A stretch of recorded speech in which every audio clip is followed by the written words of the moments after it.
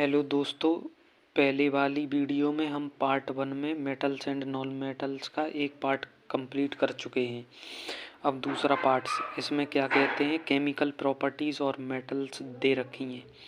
इसकी क्या क्या कंडीशन है। Metals are burned in air, जो मेटल्स हैं कि उसको उनको हम एयर में बर्न कर सकते हैं। और इसकी केमिकल इक्वेशन क्या होगी, केमिकल इक्वेशन हो जाएगी मेटल प्लस ऑक्सीजन। मेटल और ऑक्सीजन मिलके क्या बनाते हैं, मेटल ऑक्साइड।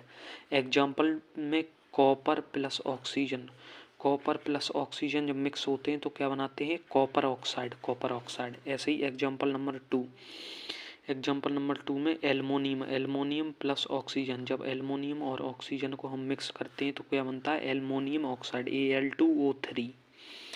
ऐसे ही मेटल रिएक्ट विद वाटर, जब मेटल्स को हम वाटर के साथ रिएक्ट करते हैं तो क्या बनता है, जब मेटल्स वाटर के साथ रिएक्ट करती हैं तो तब बनता है मेटल ऑक्साइड, मेटल ऑक्साइड। और हाइड्रोजन, हाइड्रोजन गैस निकलती है, हाइड्रोजन गैस निकलती है यहाँ से।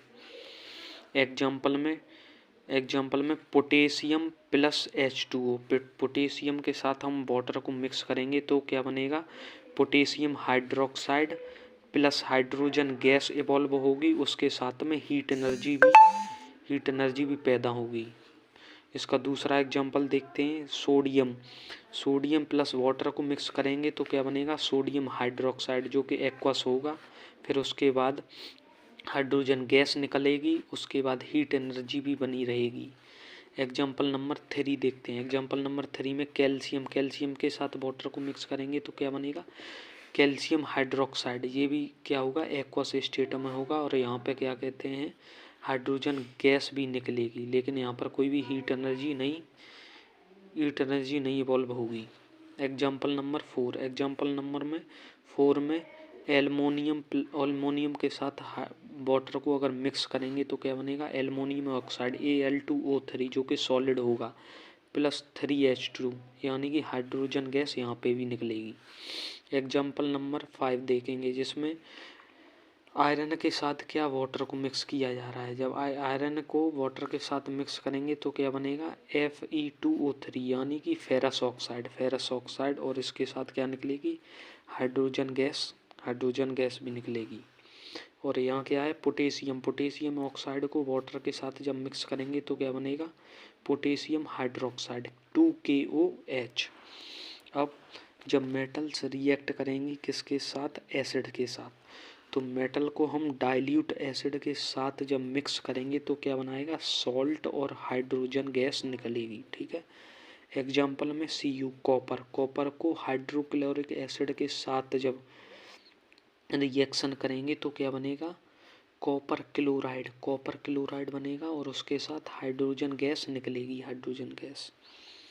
और metal react with the solution of other metal salts, और मेटल जब दूसरे मेटल सॉल्ट्स के सॉल्यूशन से रिएक्ट करेंगी तब क्या बनेगा। तो एग्जाम्पल में आयरन को हम किसके साथ, कॉपर सल्फेट, आयरन को CuSO4 यानी कॉपर सल्फेट के साथ इसकी रिएक्शन कराएंगे तो क्या बनेगा, आयरन सल्फेट बनेगा।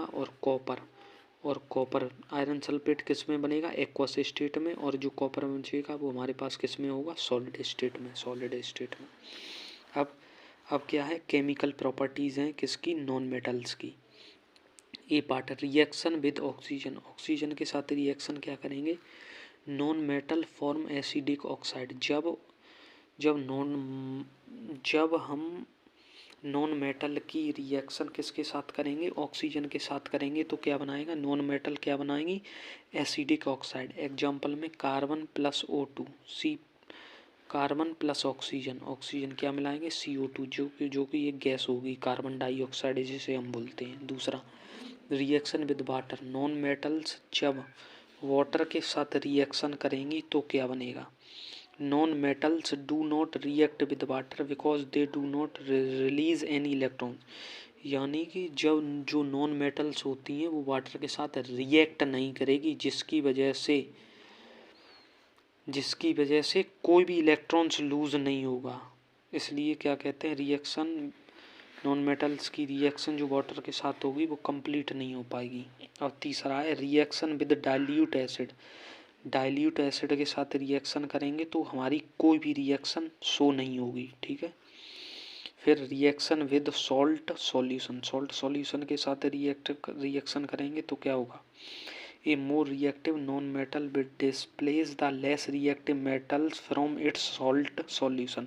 यानी कि जो हाई रिएक्टिव मेटल्स यानी ज़्यादा रिएक्टिव नॉन मेटल्स होगी, नॉन मेटल होगी, वो डिस्प्लेस यानी हटा देगी किसको, लेस रिएक्टिव मेटल्स को, लेस रिएक्टिव मेटल्स को हटा देगी। अब रिएक्शन विद क्लोरीन, क्लोरीन के साथ रिएक्शन करेंगे तो क्या बनेगा, non metal react with chlorine to form chloride. जब हम नॉन मेटल्स की किसके साथ वो करेंगे रिएक्शन, क्लोरीन के साथ, तो क्या बनेगा, हाइड्रोक्लोरिक क्लोराइड फॉर्म बनेगी जिसे हम HCl बोलेंगे, हाइड्रोक्लोराइड बोलेंगे। अब रिएक्शन विद हाइड्रोजन, अब हाइड्रोजन के साथ रिएक्शन करेंगे तो क्या होगा, non metal react with hydrogen to form hydrides. जब हम हाइड्रोजन के साथ नॉन मेटल की रिएक्शन कराएंगे तो क्या बनेगा, हाइड्राइड बनेगा। Reaction between metals and non metals, अब क्या देखेंगे हम, रिएक्शन जो होती है किसके बीच में, मेटल्स और नॉन मेटल्स के बीच में। पहला है reactivity of an element is the tendency to attain a completely filled valence shell. यानी जो रिएक्टिविटी होगी किसकी, एलिमेंट्स की जिसके कारण जो वैलेंस सेल होगी वो हमारी कम्प्लीटली पूरी तरह फिल्ड हो जाएगी। दूसरा पॉइंट क्या है, atoms of the metals can lose electron from the valence shell. यानी कि जो एटम्स होंगे किसके, मेटल के, वो इलेक्ट्रॉन लूज करेंगे कहाँ से, वैलेंस सेल से, और क्या बना लेंगे, to form cation, while atoms of the non metals can gain electrons in the valence shell to form anions. और जबकि क्या कहते हैं, एटम्स किसके, नॉन मेटल्स के, जब एटम्स इलेक्ट्रॉन्स को गेन करेंगे तब क्या होगा, जो बैलेंस सेल होगी वो क्या बना लेगी, एनाइंस के फॉर्म में। ऐसे ही opposite charged ions attract each other, और जो अपोजिट एक दूसरे के अपोजिट चार्ज्ड आयंस होंगे वो क्या करेंगे, अट्रैक्ट करेंगे, एक दूसरे की तरफ अट्रैक्ट करेंगे, each other and held by the strong electrostatic force of attraction. और किससे हेल्ड हो जाएंगे, एक स्ट्रॉन्ग इलेक्ट्रिक फोर्स की वजह से एक दूसरे से अट्रैक्ट हो जाएंगे। और ये अट्रैक्ट होने के बाद क्या बना लेंगे, एक आयोनिक कंपाउंड्स। अब क्या है, formation of the sodium chloride. Sodium chloride का फॉर्मेशन कैसे होगा, Na यानी कि सोडियम का इलेक्ट्रॉनिक कन्फिग्रेशन कितना होता है, 281। सोडियम पे पॉजिटिव चार्ज आएगा तो इसका इलेक्ट्रॉनिक कन्फिग्रेशन कितना रह जाएगा, 2,8, और एक इलेक्ट्रॉन्स लूज कर देगा यहाँ से 2,8, जो सोडियम कैटायन बोलेंगे। अब क्लोरीन क्या करेगा, क्लोरीन एक इलेक्ट्रॉन्स लूज कर देगा यहाँ से। क्लोरीन का इलेक्ट्रॉनिक कन्फिग्रेशन कितना होता है, 2877। जब एक इलेक्ट्रॉन लूज करेगा तो इसकी फॉर्म क्या आ जाएगी, Cl नेगेटिव। जब Cl नेगेटिव हो जाएगी, एक इलेक्ट्रॉन यहाँ से लूज करने के बाद और यहाँ से एक इलेक्ट्रॉन गेन कर लेगा तो ये सेल यहाँ पे कंप्लीट हो जाएगी 288, यानी जो लास्ट सेल है वो कम्प्लीटली फिल्ड हो जाएगी, जिसके कारण Na+Cl दो इलेक्ट्रॉन्स यहाँ पे ऐड हो जाएंगे। दो इलेक्ट्रॉन्स जब ऐड हो जाएंगे तो यहाँ पे क्लोरीन पे नेगेटिव चार्ज हो जाएगा और जो सोडियम होगा वो पॉजिटिव चार्ज हो जाएगा और मिलके क्या बना लेगा, NaCl यानी कि सोडियम क्लोराइड।